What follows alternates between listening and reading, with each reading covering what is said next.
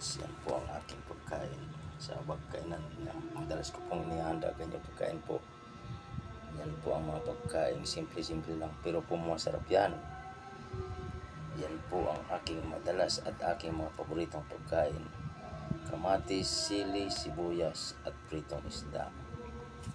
Yan po, at saka minsan po gulay naman. Madalas po ganyan, gulay at saka isda pero at ganyan, kamatis, sili, sibuyas. Yan po, masarap po yan para sa akin.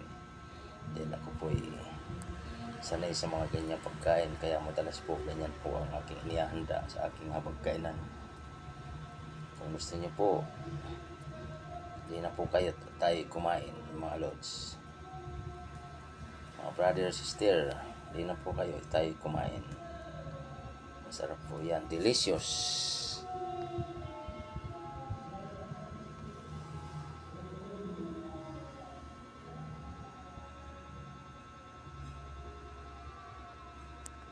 Very nice.